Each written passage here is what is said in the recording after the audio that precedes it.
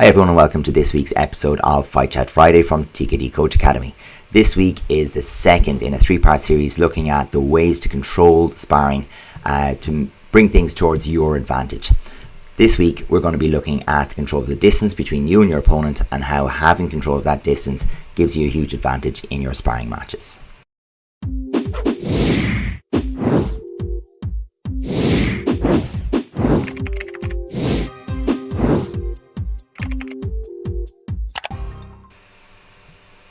Hey everybody, welcome back to Fight Chat Friday. So as the title alludes, this is all about distance. So when we look at distance, vital part of ITF sparring and any combat for that matter, the whole idea of hitting without getting hit, distance of course is very important. So when we do look at distance, there's two types that we have. We have like the internal calculator almost that will subconsciously tell you if you're able to be hit, not hit, and for yourself as well. So there's that kind of internal version of your distance. But then we also have like the almost like the external range as such. So the range between you and the opponent that you want to adjust and manipulate to your advantages. So we're probably going to look at that more so today, but obviously your internal understanding of the distance as well is very, very important. Yeah, straight away it sets up what shot you can attempt, because you're too far away. There are just certain shots that won't work. You're too close, the same thing is true. So understanding what the natural range for your range of shots is really, really important. And then the game here becomes about getting the distance that suits you for what it is that you want to do next, and making sure that your opponent doesn't have the distance that they want for what they want to do. And again, that element of control, which we're talking about as being so important, this is something you can always influence, always manipulate and change. And so no matter what the game state is, there's something you can do about this distance. I think that's important. Very important, yeah. When it's up for grabs and people are kind of just in that 50-50 zone, you need to take the bull by the horns, as the saying goes, and almost control that for your not necessarily your style always, but what you want to do for a particular matchup. Sure. So maybe it will suit your style 90% of the time. Maybe you're long and rangy, you want to keep the distance very long. Maybe you're very good with hands, you want to close that distance. So you'll notice that in this three-part series, a lot of these controllables that we're talking about go very much hand in hand. The tempo will very much link up with your distance management and of course your ring position, which we will cover in next week's topic. Absolutely. So let's have that quick chat about what is good distance management and what does it look like. And for this one, we've kind of got a clip from the European Championships in Finland between Timothy Boss in red and Sanel Lucic in blue. And, you know, straight away we can see a lovely backhand here from Timothy, but in setting it up, he has adjusted the distance to suit himself. Sanel wanted a longer distance so he could get the front leg off, and Timmy's shortened the distance on him to take that, you know, advantage and bring himself into the backhand. Just a really simple kind of tactical example. Yeah, very, very good. And I think what's massive here as well, and the high level will show you that when somebody almost settles into a distance, so for example, if Timothy wants to keep the distance long and play with the front leg like we see right here, then Sanel is trying to close that distance. But the people who are at the really high level, they will almost be ready for that next stage, and they're also ready to bring it to that closer distance when it comes, because it's almost inevitable that there will be ebbs and flows in the match. So the people who are at the high level, like we see here with Timothy, he's able to adjust that to be comfortable with the hands at that closer range and to be using the kicks at that closer range as well. So when you have the advantage and you're in control, it's up to the other person then to almost play into what you want as such. So you have a little bit of an upper hand in terms of the timing of things as well, because you have that step ahead. Absolutely. And what you're going to find as well is that, you know, for some people it'll be very clear they want the match at a longer range. They don't really want to engage with hands. They have long legs. They're good with their front leg. Maybe they're happy to keep it there. But if you have the option to create pressure, as, you know, Sanel has done there, if you have that option to create pressure and go to close range when you need to, it makes you less predictable, more successful. Definitely, yeah. We've seen, like, that's exactly what you've seen there when the distance was closed, and Sanel did a great job of doing it with his tempo, his intensity, trying to close that distance. Then Timothy was ready as well, and it obviously two very, very high level guys here. And we can see in this little section of it that Sanel is trying to actually close the distance. Like, he's tried some double shifts, you know, and Timothy is just like he's fainted or he's thrown something or made a movement into it that's caused Sanel to, oh, okay, I'll reset, I'll move back a little bit. and it means that in the end he outweights him. Samuel makes this little movement into it and tries to go for the hands, but he's picking it suboptimally. Timothy's able to circle off, and it doesn't quite pay off. So that's where the distance, the ring position, the games that they all play in together. But we can kind of see quite a few examples of that change in distance between the people and the shots that can be selected just from this little clip here.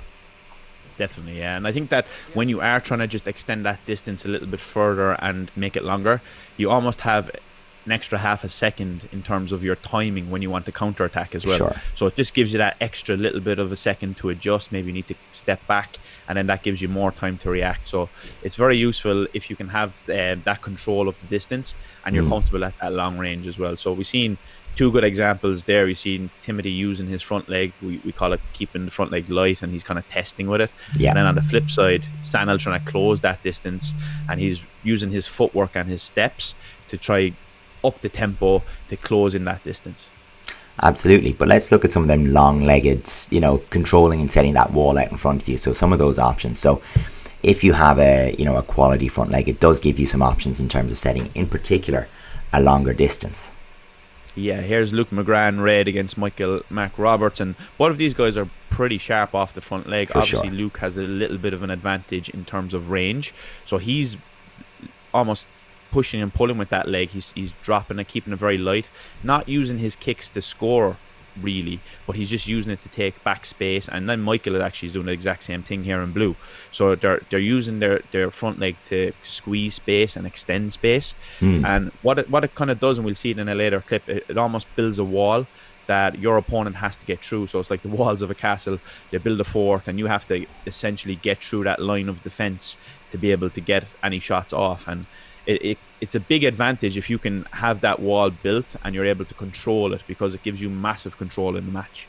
Yeah, and this is the one you were talking about with Ruben Williams from England, and this does link with a later point we're going to talk about in terms of presenting real threats in order to control the space. And he does just that. He makes his sidekick quite dangerous. Yeah. Like his sidekick is coming at a really good angle as well. It's direct to the hip, which is very, very straight line, and it's probably the longest line that you have if you think of it going to the head. Yeah. And here's another example as well from Norway here in blue, where he's using that sidekick and keeping it very long. So if you can keep it long and squeeze the space towards the edges, which we will talk about in detail next week, it's a massive advantage for you in being able to get clear shots on the scoreboard, put pressure on your opponent, and that all swings into your advantages. For sure. So straight away we've talked about it in terms of, we want to have a distance between us and our opponent that lets us control the next engagement. It's a game of play. So, your opponent interacts with it. So you have to always be active in terms of figuring out what the next move will be and setting your distance for that and trying to lay those traps to pull your opponent into it. And now we've looked at, okay, what if you want to have that distance long so that you can use that front leg, preserve distance? And that becomes really important, I suppose, as well, for some people, depending on their style, in the tail end of a match when you have a lead, or, if momentum has been moving your way and you just don't want to let the other person back into the match for a little while, and you basically want to put the fence up. It can be really, really effective there. Just to jump on that point as well, Adrian, I think what you said there, momentum is very important, because if you're not carrying momentum with your shots off your front leg, then it allows the other side entries. So you kind of have to build a bit of momentum and pressure to be able to preserve the distance. You can't just maybe throw a shot here and there. It's not going to work. So that kind of links into the point we'll have later of being a threat. Yeah. So let's talk about the hands and the positioning of the hands and how we can maybe use the hands and even the body movement to try to create that change of distance. Yeah, this is very important, I think, because you see Seba here is a very tall guy in blue from Argentina. So he actually uses front hand really, really well.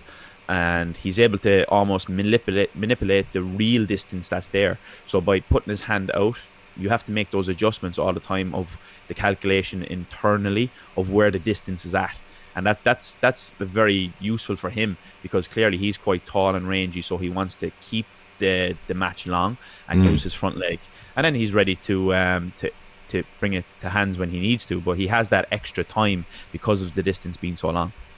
And it does give him that option as well of kind of like putting something in the way of Danilo's like blitz then as well, just setting out a range with that front hand. It is a range finder for him to kind of be able to make that retreating side kick too. Yeah, one of the points I wanted to make with this clip here of Sarah Lahan in red is she almost leans behind the kick, and that's an important thing as well, because your posture is important for distance management with the front leg and the front hand. If you're leaning very much over your front leg, it's easier for your opponent to hit the head if they come through with hands, for example.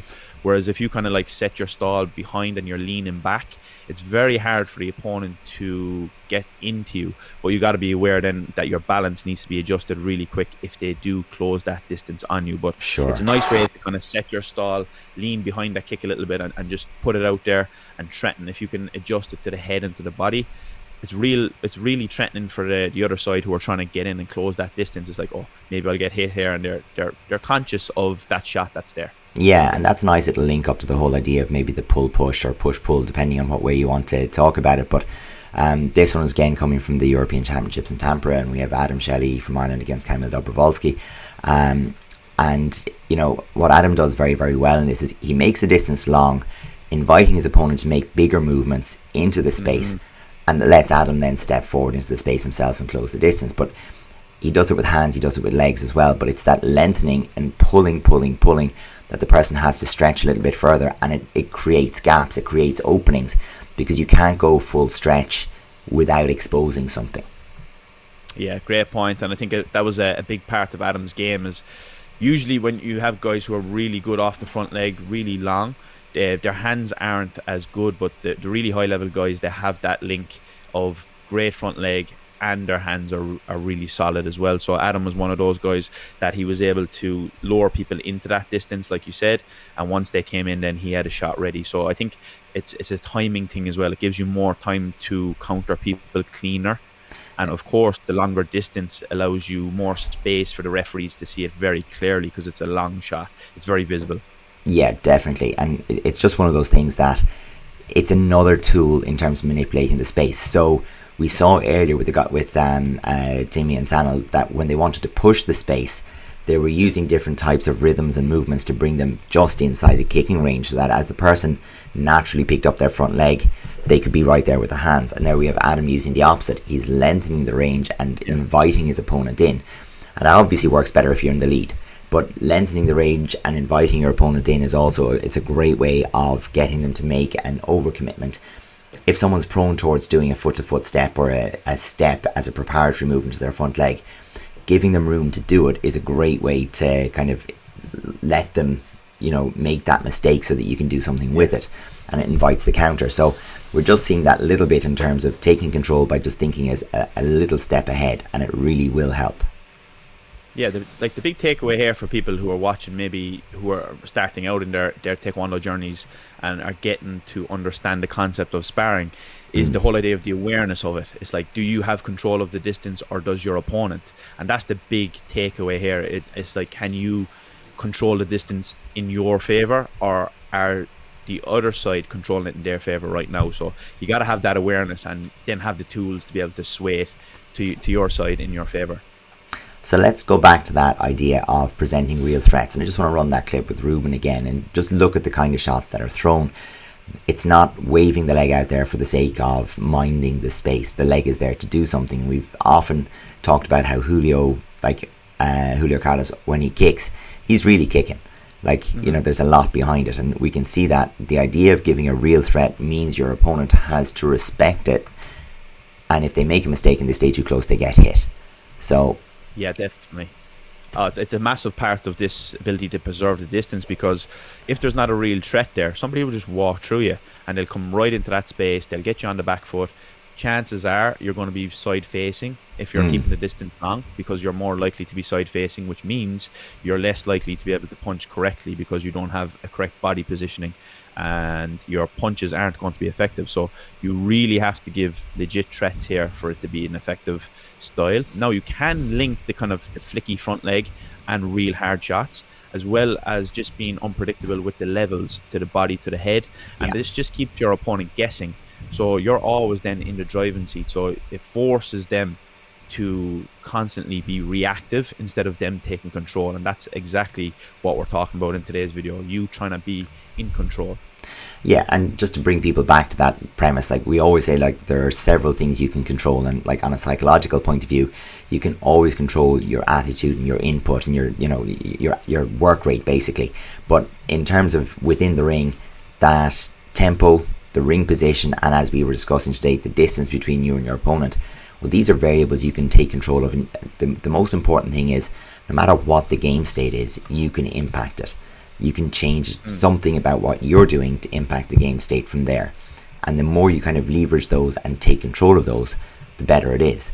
And that's kind of one of the things that we've spoken about, I think, within our quick ebook, 10 Ways to Instantly Improve Your Sparring. And, you know, this is that element of being the boss and controlling how the match is moving. And this, you know, they really do link together. And that's why within this ebook, they're sitting under that one heading. Yeah, like even you just mentioned there, one of the only things we can really control is our work rate. But your work rate here is very important to be able to control these three variables within the sparring, because they're up for taking control of, if that makes sense. So you have to almost outwork your opponent to be in control of them. A lot of times it'll be 50-50 and they'll be up for grabs. So you have to outwork your opponent in terms of, it might be your footwork, it might be just your concentration levels, but that all counts as your work rate. And then you can take control of those three elements. That's a massive point though, Richie. The fact that this isn't only physical, this is massively to do with your concentration. So trying to maintain control over those three areas all the way through a 4-minute match really takes extremely good concentration. And that's concentration in a compartment while you're still paying attention to the game state, the scoreboard, what your opponent is actually doing in relation to you, and you know, all of that as well. So that is something that you can specifically train for. You really can, but you have to, because your concentration won't just naturally go to being 4 minutes rock solid under all circumstances. It's just a big deal. Especially at that high level, because there's going to be like the difference of like 1 or 2% between the really high level guys. So it's I think personally, in my opinion, it comes down to the better decision making under pressure is the difference between the first place and the second place at the high level. Oh yeah, and because it only takes one error, one decision error, or an unforced error in tennis terms, you know, to make that happen. But so far we've spoken about the control of tempo. And we've also now talked about controlling the distance between you and your opponent, which means, of course, next time we're going to be talking about the position in the ring and what we can do with that. But over the last week, we passed a kind of a significant milestone for us, actually. So it's worth mentioning to everybody that we hit that 10,000 subscriber mark on YouTube, which both of us, I think, are incredibly proud of, because we've worked quite hard, I think, to get ourselves there. But can't be done obviously without the huge number of people who tune in every week, who comment on our stuff, who share our stuff on social media. So really huge thank you and much appreciation to anybody who's helped to spread the word over the last, I suppose, year and a half in particular that we've been growing the YouTube side of things. It's certainly been a pleasure so far, and hopefully we have a lot more to offer. Yeah, absolutely. Just to reiterate that, just thanks very much to everybody who's been a part of this for us. It's kind of started as a little project of us just sharing our ideas, and for the people that have been involved since the start, shout out to you guys who have been pushing that on, and people who are new to the crew, thanks to you guys as well. And hopefully we'll push on, get some more ideas, get some more videos. The whole idea of this is hopefully that we're spreading maybe some experience that we have to help other people who were once in the position that we were in. So that's the whole idea, and hopefully we can continue this and to help more people going forward. Sweet. So in that case, let's see everybody next Friday. I'll see you in the next one, guys. Thank you. Bye now.